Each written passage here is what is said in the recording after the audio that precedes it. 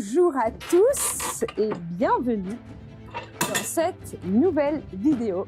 Comme vous le voyez, je ne suis pas à la baraka, je suis dans le jardin de mes parents. Et j'ai deux missions dans cette vidéo. Enfin, j'en ai même trois. Une, c'est de vous présenter ce produit. La deuxième, c'est de convaincre mon papa qui va plus pouvoir se passer d'un robot tondeur dans son jardin. Et la troisième mission, c'est de challenger ce robot et qu'il arrive à monter tout en haut de la prairie là-bas. Mais ça, je vous garde le suspense jusqu'à la fin. Et donc, bienvenue à mon papa dans son jardin. Mais donc, ici, je t'ai ramené un robot tondeur de dernière génération. C'est le Sunseeker Elite X4. Et alors, c'est vrai que ça a été difficile à convaincre parce que tu voulais pas d'un robot avec une antenne, tu voulais pas d'un robot avec un fil, et difficile à convaincre aussi parce que t'aimes bien tondre quand même manuellement. Ouais. Ben oui, parce que j'avoue qu'à mon âge, ça m'oblige à bouger.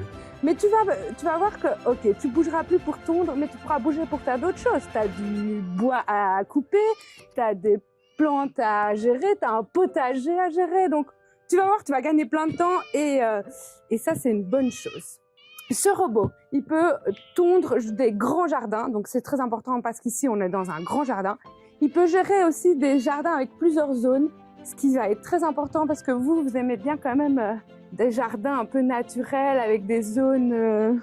On a fait de manière un peu intuitive et j'ai découvert plus tard que ça s'appelle de la tonte différenciée, c'est-à-dire qu'on maintient des zones où on laisse les plantes pousser adventives pour deux raisons, pour la biodiversité et aussi pour gérer l'humidité du sol et la température du sol. Et qu'en été, effectivement, il y a des zones qui restent plutôt fraîches. Voilà. Eh ben donc, ce robot va nous être bien utile pour pouvoir gérer justement ces différentes zones-là. Donc, je te propose de le tester. D'abord, on va l'ouvrir, l'installer et on va essayer de voir ça dans le jardin, ce que ça va donner. D'accord. C'est parti.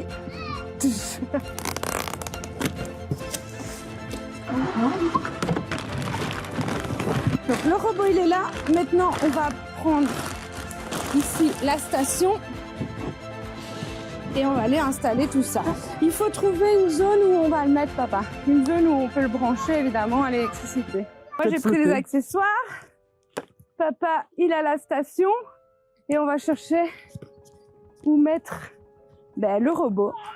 On va aller trouver une bonne petite place sympa. Et en même temps, je vous montre le jardin.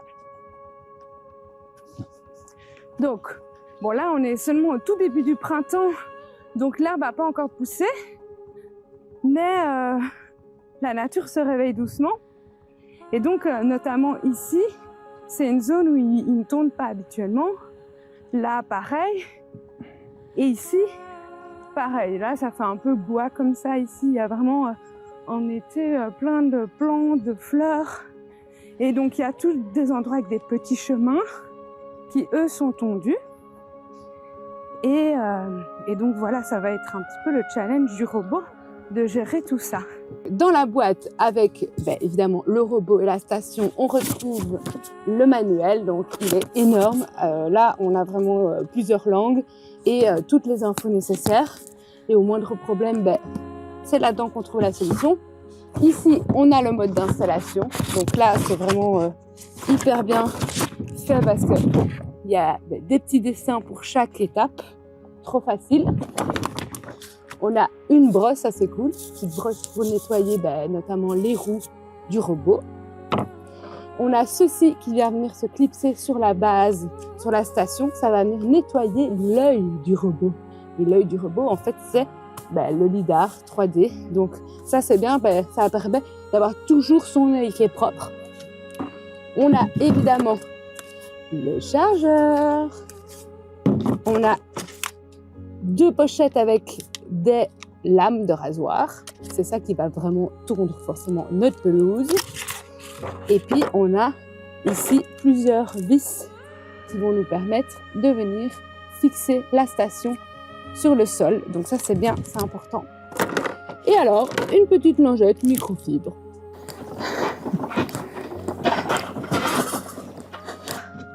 Et voilà la bête. Oui, ça va? Et Pendant qu'il charge, on va s'occuper de lire les instructions suivantes, de le paramétrer et de télécharger l'application avant de lancer la tonte et la cartographie du jardin.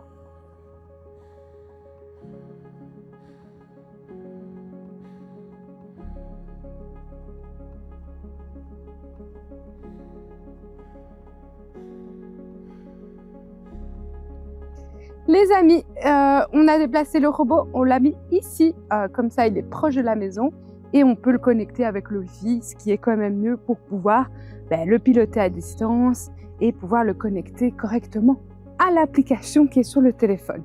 Donc maintenant, ça va être le moment de lancer le robot pour cartographier le jardin. Alors, ce qu'il faut savoir, c'est que ce robot, donc il est équipé d'un lidar 3D et d'une vision IA. Donc il y a de l'intelligence artificielle dans le robot, ce qui permet de détecter les obstacles, les objets, les différentes zones grâce à cette détection lidar, mais aussi avec cette intelligence artificielle qui lui permet de différencier un obstacle d'une zone de tonte, etc. Donc c'est vraiment une intelligence très technologique. Ce qu'il faut savoir aussi, c'est que ce robot permet de cartographier tout seul le jardin. Donc on le lance et c'est lui qui fait le tour et qui va faire la cartographie du jardin. Cependant, ce jardin ici est quand même assez complexe, on vous l'expliquait, parce qu'il y a différentes zones de tonte, puis il y a des zones un peu qui sont pas encore bien nettoyées, etc. Il y a des petits fossés parce qu'il y a de l'eau qui passe. Donc on va voir s'il arrive quand même à se débrouiller tout seul ou si on va devoir lui donner un petit coup de main.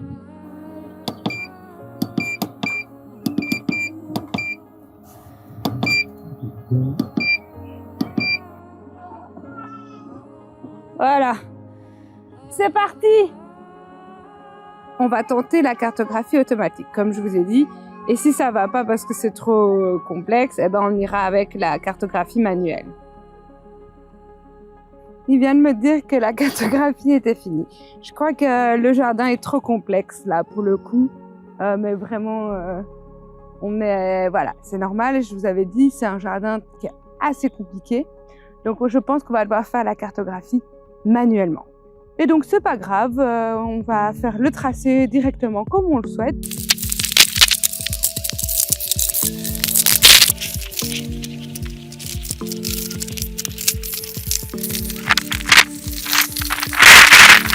On est revenu au point de départ, c'est en train de s'enregistrer. Maintenant, on va délimiter les zones interdites. Du coup, c'est parti.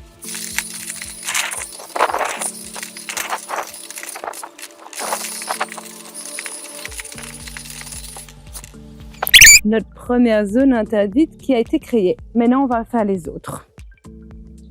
Donc, un petit point technique et caractéristique, ce robot, c'est la marque Sunseeker, comme je vous l'ai dit, c'est le modèle Elite X4, donc il vient de sortir. Et alors, il est conçu pour des jardins allant jusqu'à 1200 m².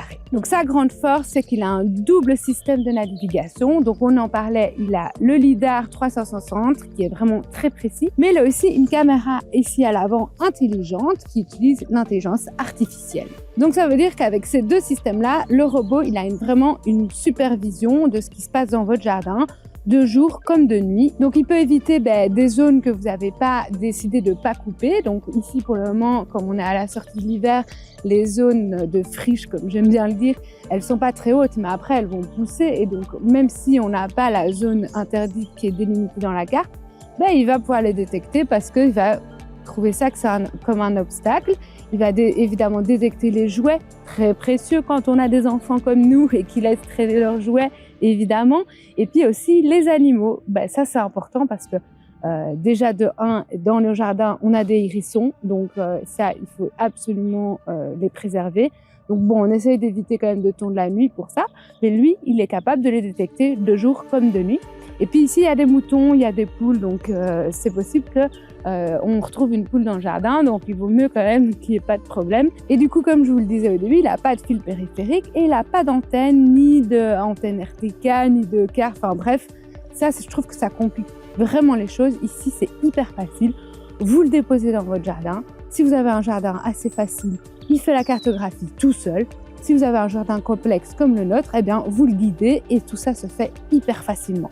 Et au niveau de la tonte, on a un plateau de 20 cm de large et 6 lames qui tournent autour et qui viennent vraiment bien couper la pelouse. La hauteur est réglable de 2 cm à 6 cm et d'ailleurs le plateau, il bouge aussi, il est un peu amorti pour s'ajuster au terrain. On peut référer aussi des motifs un peu sympas, professionnels, avec des lignes et tout ça. Si vous appréciez, c'est possible de le régler aussi dans l'application. Mais alors, ce robot, il peut aussi gérer des terrains complexes. C'est pour ça que c'est intéressant pour nous de le mettre chez mes parents parce qu'on a un jardin complexe avec des montées, avec des zones ici comme derrière moi, une zone couloir où c'est un peu compliqué, il y a vraiment une pente pour y descendre et une pente pour remonter. Et d'ailleurs, il gère totalement les pentes à 45%. Donc, c'est ce qu'on va voir à la fin de cette vidéo dans la prairie s'il arrive à monter jusqu'en haut. Il a des roues tout-terrain, vous le voyez, elles sont vraiment crantées, elles sont aussi sur des amortisseurs, ce qui permet vraiment de bien s'adapter des terrains qui sont pas tout plats. Ici, on n'a pas un jardin qui est clean, c'est pas un terrain de foot en fait. Donc, il a épousé le terrain et ça, c'est super. Évidemment, il est vachement silencieux, rien à voir par rapport à votre tondeuse classique. Il est étanche, donc il résiste à la pluie. Si vous le laissez sous la pluie, il n'y a aucun problème. D'ailleurs, la station de recharge, il n'y a pas vraiment de protection puisque tout est étanche. Et il est équipé d'un GPS en interne avec de la 4G et un système anti-vol. Bon, évidemment, on n'a pas envie de se le faire voler parce que qui va tondre le jardin après ? L'application Sunseeker, elle est vraiment super simple à utiliser. D'ailleurs, elle nous explique toutes les étapes et elle nous dit exactement ce qu'on doit faire. Il n'y a qu'à suivre. Franchement, c'est hyper simple. Évidemment, on peut programmer les horaires de tonte en fonction de la semaine, en fonction des heures et de ce qui vous convient. On peut créer plusieurs zones de tonte. On peut définir des zones interdites. Donc ici, il y en a plein.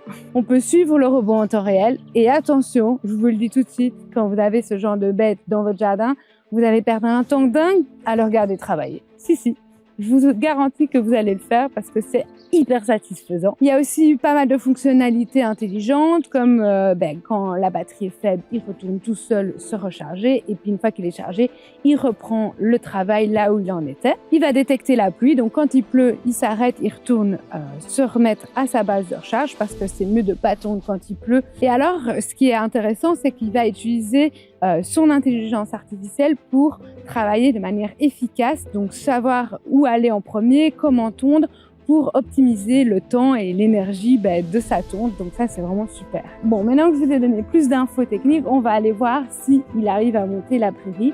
Et il y a ma maman qui est en train de travailler, d'ailleurs, elle est en train de scarifier la prairie qui est pleine de mousse. Donc on va aller un peu l'embêter, vous allez voir. Et alors pour le manipuler, pour aller jusqu'à la prairie, c'est très facile.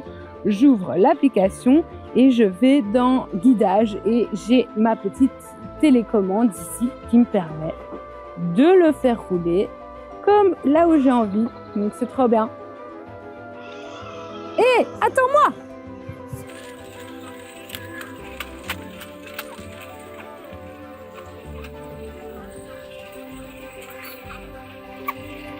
Voilà ma maman, la jardinière. On va essayer robot, on va essayer de le faire monter. Ça se clarifie bien là? On va aller chez les poules ou quoi? Bon allez, on va rentrer ici dans la prairie des moutons et nos cocottes. Les copains, on vous a amené une petite surprise. C'est un nouveau copain pour jouer. Comment on va l'appeler d'ailleurs maman, le robot? J'ai pas encore réfléchi. Non? Parce que t'as Nestor, c'est le robot ménager, le robot aspirateur. Parce que bon, maman, je vais pas la convaincre. Autant papa, je dois le convaincre pour le robot tondeur. Maman, elle sait déjà que ce genre de robot. T'as un robot pour ta piscine aussi, non? Ouais, et alors le robot de la maison? Il s'appelle Mitch. Le robot de la maison? De la piscine? Ah oui, Mitch. Ah bah oui. Mitch Buchanan. Ah ouais, trop fort. Ah oui, Dactari, ok. Allez, Dactari. Là, c'est moi qui le guide. Donc, et tu pourras aussi, si tu avais un grand troupeau de moutons, avec ça, tu pourrais rassembler ton mouton, tu vois, pour faire chien de berger, quoi. Ah ouais, trop bien. Bon, on voit pas trop à la caméra, mais c'est quand même pentu ici. Et bon, ça a l'air d'aller. C'est pas plat du tout. Oui, c'est pas plat. C'est cabossé. Donc, C'est une prairie, quoi. C'est pas un jardin, en fait. Bon, bah, en tout cas, Tactari, elle a pas de problème, hein. non, c'est bon, ça va. Parce que Ah, bah oui. un jour, on en a marre de métier. Bah ouais. Aussi. Ouais. Il a déjà assez de travail dans le jardin. Ah, là, il a buté. Ah, il y a un petit troux. Un petit troux, mais franchement, hop. Bon, ben, verdict réussi, hein.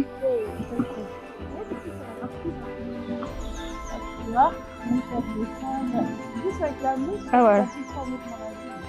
Là, on voit comment est la pente. Vous voyez, ça, c'est le mur ici du cimetière. Et on voit bien que c'est pas mal raide. Et oui, avec la mousse, c'est pas ouf. Vite, vite, vite, vite, attention les poupoules. Ouais.